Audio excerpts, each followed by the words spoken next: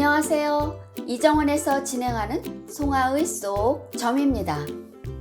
천풍 굳게에서 만남이 이어지면 택지 취계에서 모일 수 있습니다.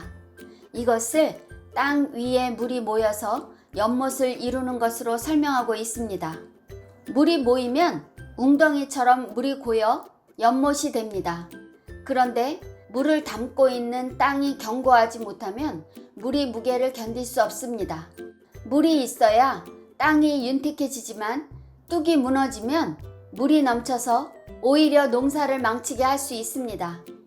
이는 사물이 번성해지면 쇠퇴해지기 마련이고 많은 사람이 모이면 분쟁이 일어날 수 있습니다. 그리고 재물이 모이면 도적을 불러들이는 것과 같습니다.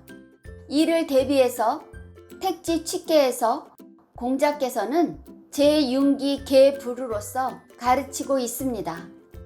융자에서는 한 손으로 창을 들고 경계하는 것입니다. 계자는 두 손으로 창을 붙들고 단단히 지킨다는 것입니다. 이것은 예측하지 못한 재앙이라 더 엄중히 대비하는 것입니다. 연못에 물이 모이다 보면 청탁을 가리기 어렵습니다. 그러니 소소한 걱정에서 예측하기 어려운 큰 근심거리를 대비해서 엄중히 경계해야 함을 택지 취계에서 말하고 있습니다. 이번 시간에는 택지 취계 4개인 학계에 대해서 설명해 드리겠습니다. 택지 취계 초6교는 초6은 유부이나 부종이면 내란 내치 하릴세 약호하면 일악 위소하리니 물휼코 왕하면 무구일이라. 초6은 미더움이 있으나 끝까지 아니하면 이에 어지럽고 이에 모이니 호소하는 듯하면 일제히 비웃으리니 근심치 말고 가면 허물이 없으리라 라는 뜻입니다. 택지 취계에서 초6교는 위가 없는 백성짜리입니다. 그리고 유약한 음효가 양자리에 있으니 부정한 자리에 있습니다. 그러므로 초6교는 물이 모여들기 시작하는 처음 자리입니다. 그래서 맑은 물과 흐린 물이 섞이니 어수선한 상태입니다. 마찬가지로 사람들도 많이 모이면 군자, 소인, 도적처럼 누구나 모이는 것과 같습니다. 유부는 마음을 모으는 것입니다. 그래서 안으로 집중하는 것입니다. 그렇듯이 음양으로 정응을 이루는 초6과 구사요는 다행히 마음을 모을 수 있습니다. 하지만 초6교는 양자리에 음효가 있고 구사요는 양효가 음자리에 있습니다. 그래서 서로 부정한 위치에 있으니 둘 사이를 견고하게 합쳐줄 변함없는 믿음이 있어야 함을 뜻합니다. 부종은 초6교는 재질이 약한 음효이니 모두 모여드는 번잡스러운 시점에서 이를 감당하지 못하고 끝을 제대로 이루지 못할까 걱정하는 것입니다.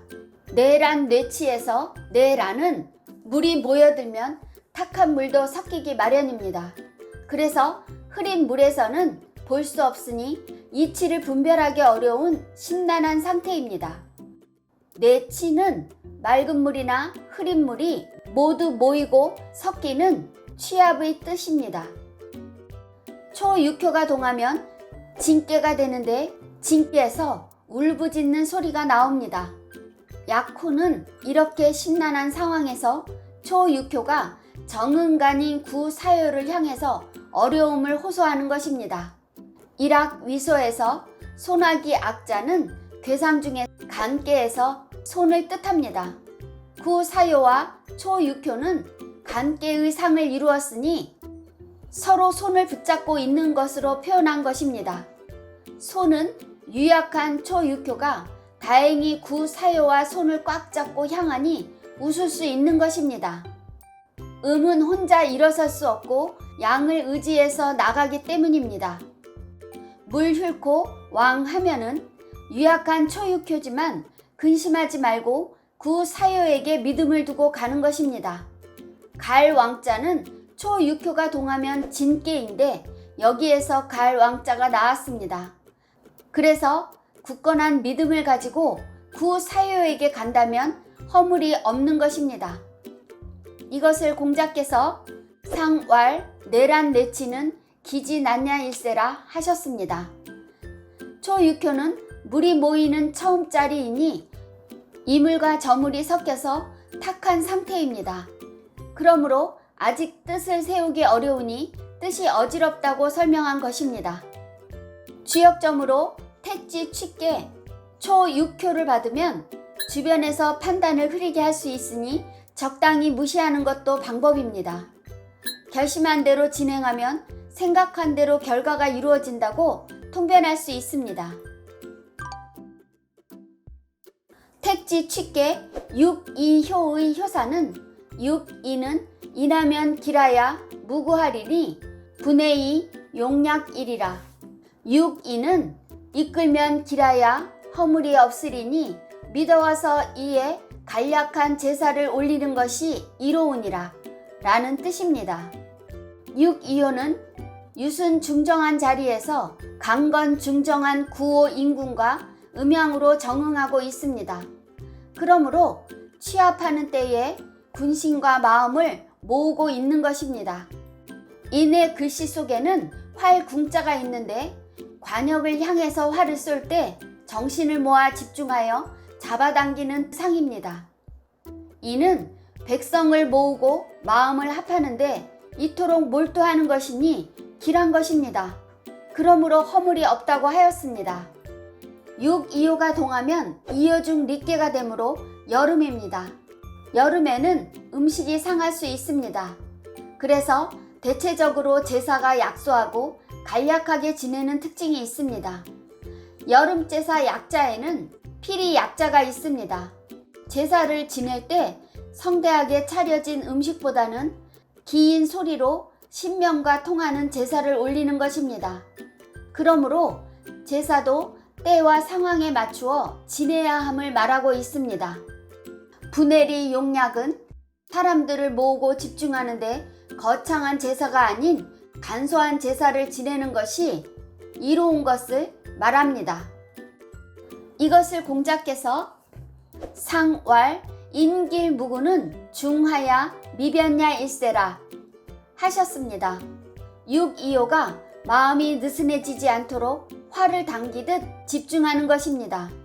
이것은 6이효의 유순중정한 마음이 변하지 않았음을 설명하고 있습니다.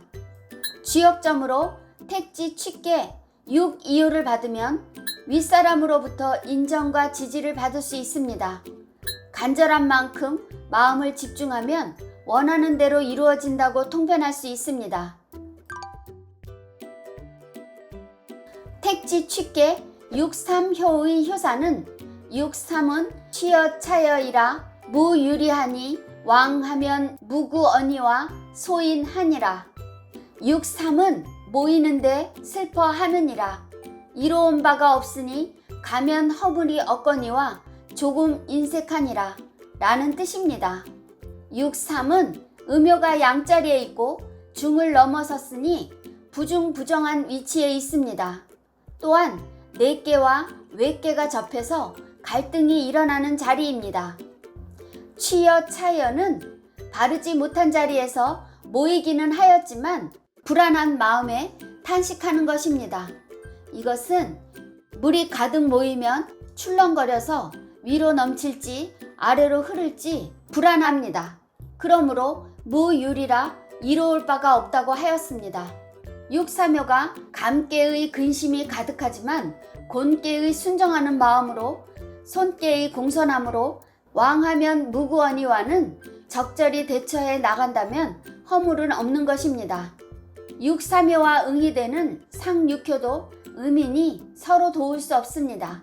다행히 6삼효가 구사효와 상비하여 어려운 상황을 약간은 구제받을 수 있습니다. 그러므로 조금은 인색하다고 한 것입니다. 그래서 소인이라고 하였습니다. 이것을 공자께서 상왈 왕무구는 상이 손야일세라 하셨습니다. 6삼효가 상계의 구사효나 상육효를 공손히 따르는 것으로 설명하고 있습니다.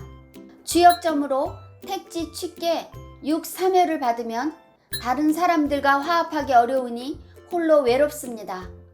많은 사람들과 있지만 내 편을 찾기 어렵다고 통변할 수 있습니다.